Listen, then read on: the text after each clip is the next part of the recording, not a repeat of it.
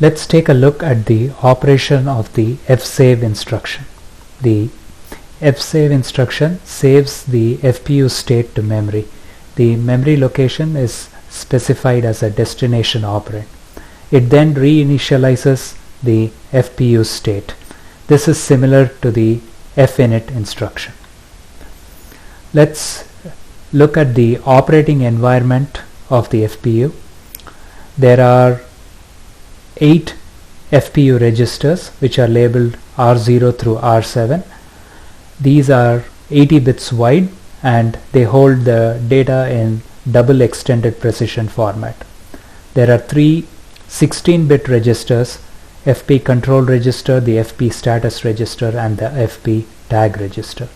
There is also a 11-bit opcode register which contains the opcode of the last FPU instruction that was executed, which took an unmasked exception. There are only 11 bits of opcode that are saved in this register. The upper 5 bits of the opcode are the same across all FP opcodes and hence they are not explicitly saved. There are also 2 48-bit registers that the FPU environment has. Those are the FP IP registers and the FP DP register. These contain pointers to the instruction and the data of the last FPU instruction that got executed. These 48-bit registers have the format of a traditional far pointer. The upper 16 bits of the register have the segment selector and the lower 32 bits have the offset into the segment. Now let's look at the format in which this state is saved in memory. So we see that there are 2 bytes each for control word, status word and tag word. Then we have 48 bits of data saved for the FP IP register, and as you can see there are 4 bytes of offset and 2 bytes, bytes 16 and 17, which are the pointer to the CS selector. Then comes the 11 bits of the opcode, and following that is the 48 bits of the FP-DP register. After the FP-DP register, the next 80 bytes will contain the 8 floating point registers.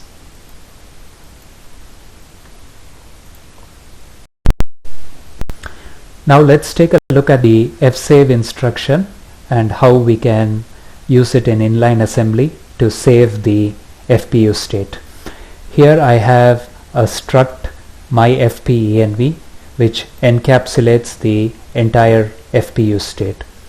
You can see that the order in which the different components appear in this structure, they are the same order in which fsave saves the FPU components. So we've got 2 bytes of control word, 2 bytes of status word, 2 bytes of tag word and so on, and at the end, like we discussed, we have the 8 FPU registers. So in this program the bulk of the work is done by the routine called save FP state.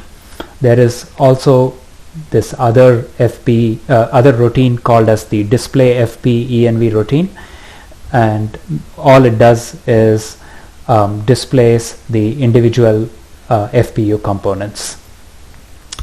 So in the save FPU state, before we use fsave, I use a bunch of instructions to bring the FPU to a state which we can easily cross check. So we first start with the finit instruction, and following that is a bunch of the floating point load instructions. So let's start with the last instruction in this sequence, since the last instruction is the one which will wind up at the top of the FPU stack. So the FLD pi instruction loads the value of pi onto the floating point stack. So we have ST0 which will have the value pi. The instruction right before FLD pi is FLDZ, which loads a value of 0 onto the floating point stack. So ST1 will have a value of 0. Then I have a couple of logarithmic instructions, and the value associated with the results of those loads will appear in ST2 and ST3. ST4 has a value of 1, which is a result of executing FLD1. And then there are 3 floating point loads, FLD S, L and T.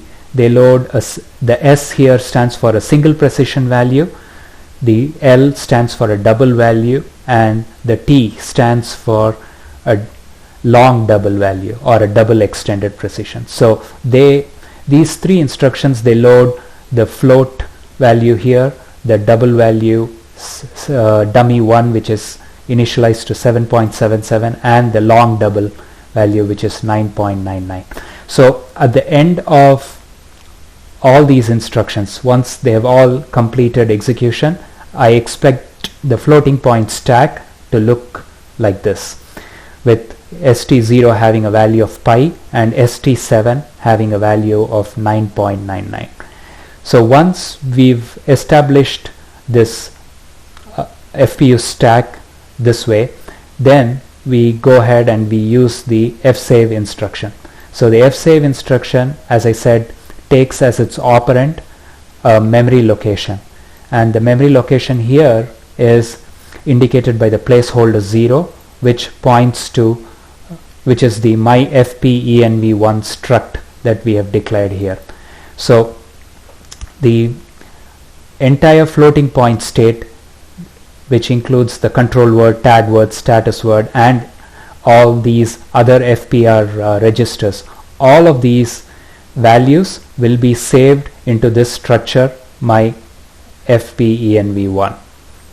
So once these values have been saved, the CPU will also initialize the FPU. After it completes the save, it initializes the FPU to the state similar to the finit instruction. So once we are done with fsave, we have all these values in the myfpenv1 structure. Then we call the display routine, and the display routine is fairly straightforward. All it does is it displays the individual FP components. So if the instruction, fsave instruction, if it worked as per our expectation, then I expect all these values to be displayed by the display routine. So let's quickly run the program and see if the values displayed match what we expect. So when I run this program, the display routine also displays the control word, status word, tag word, and the other components. But the thing that we are most interested in is the FPR registers, the 8 registers in the floating point stack, and we see that the values which are displayed by the display routine seems to match what we had expected. So the fsave instruction did work as we expected. It saved all these values into the structure, and when we displayed it, we got the same results.